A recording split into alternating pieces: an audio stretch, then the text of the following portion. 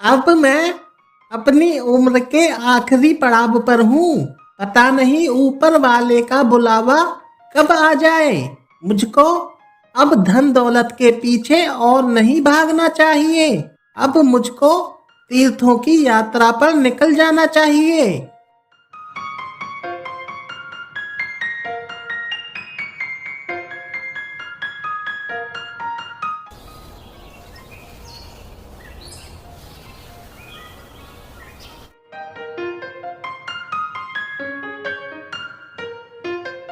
नेकी राम, मैं उम्र के उस पड़ाव पर पहुंच गया हूँ कि पता नहीं कब ऊपर वाले का बुलावा आ जाए।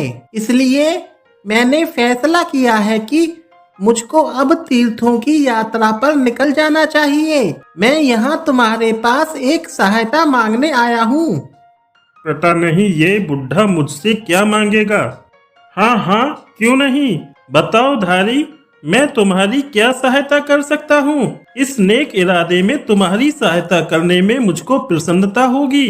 नेकी, यह मेरे जीवन भर की जमा पूंजी है। तीर्थों की यात्रा पर जाने से पहले मैं यह तुमको देना चाहता हूँ।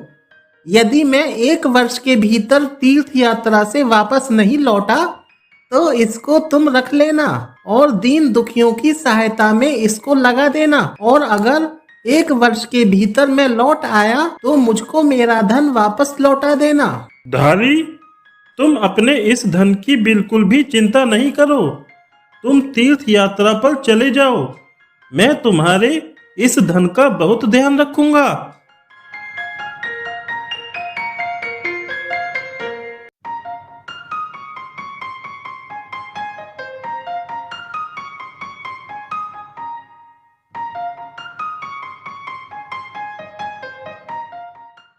यह बुढ़ाऊ कितना मूर्ख है।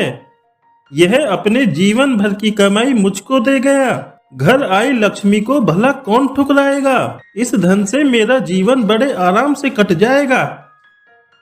मेरी तीर्थों की यात्रा पूरी हो चुकी है। अब मुझको घर लौट जाना चाहिए। अपने जीवन भर की जो जमा पूंजी मैंने नेकी राम को दी थी उससे मेरा बचा हुआ जीवन ईश्वर की याद में कट जाएगा।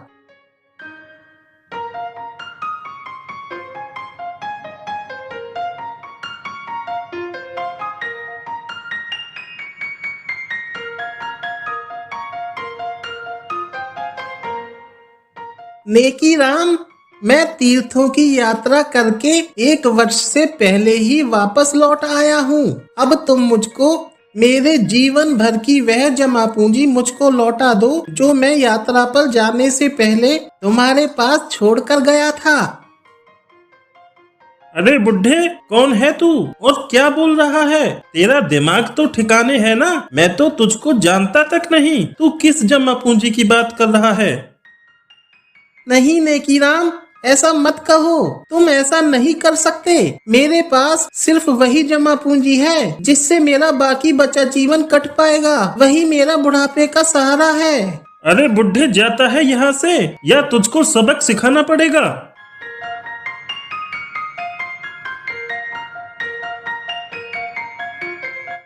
अब मैं क्या करूं?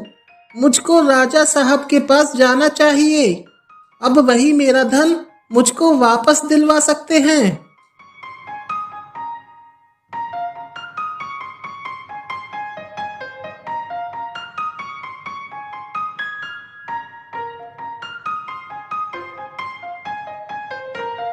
कौन हो तुम और क्या परेशानी है? राजा साहब, मेरा नाम धारी है। तीर्थ यात्रा पर जाने से पहले मैंने अपने जीवन की सारी जमा पूंजी नेकी राम को सौंप दी थी और उससे कहा था कि अगर मैं 1 साल के भीतर वापस न लौटा तो मेरे धन को दीन दुखियों की सेवा में लगा देना और अगर मैं 1 साल के अंदर वापस लौट आया तो मेरा सारा धन मुझको वापस लौटा देना। जब मैं 1 साल से पहले ही वापस लौटकर नेकी राम के पास गया तो उसने मुझे पहचानने से ही इनकार कर दिया। हुजूर, मेरे पास अपना बचा जीवन काटने के लिए उसी जमा पूंजी का सहारा है। मेरी मदद कीजिए। मुझको मेरा धन नेकी राम से वापस दिलवाइए। सिपाही जाओ और कल सुबह नेकीराम को मेरे दरबार में पेश करो।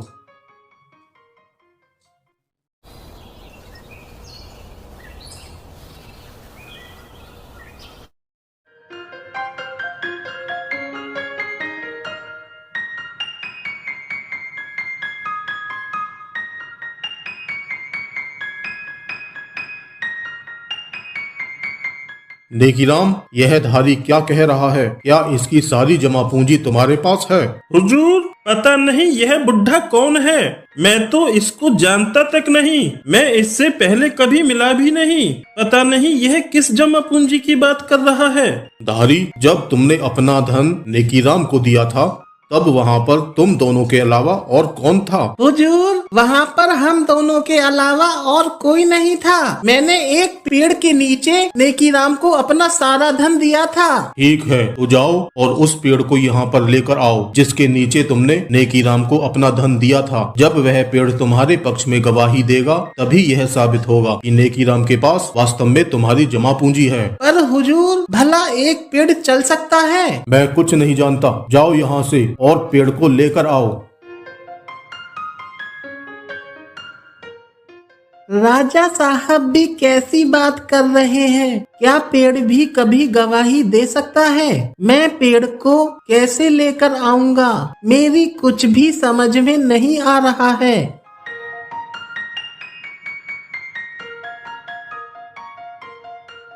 अब तक तो धारी पेड़ के पास पहुंच गया होगा। नहीं हुजूर, अभी वह नहीं पहुंचा होगा। वह बहुत बूढ़ा है और वह पेड़ भी यहाँ से बहुत दूर है। नेकीराम, तुझको कैसे पता कि वह पेड़ कहाँ पर है? तू तो धारी को जानता तक नहीं, तू उससे पहले कभी मिला भी नहीं। इसका अर्थ है कि धारी सच कह रहा था। इसका मतलब धारी का सारा धन तेरे पास ही है।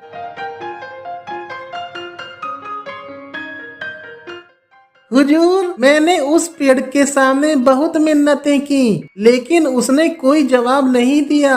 धारी, तुमको परेशान होने की कोई जरूरत नहीं है। हमको सब पता चल गया है कि नेकीराम के पास ही तुम्हारी सारी जमा पूंजी है। नेकीराम, धारी को उसकी सारी जमा पूंजी आज ही लौटा दे, नहीं तो तुझको जीवन भर के लिए कारागार में कैद कर दिया जाएगा।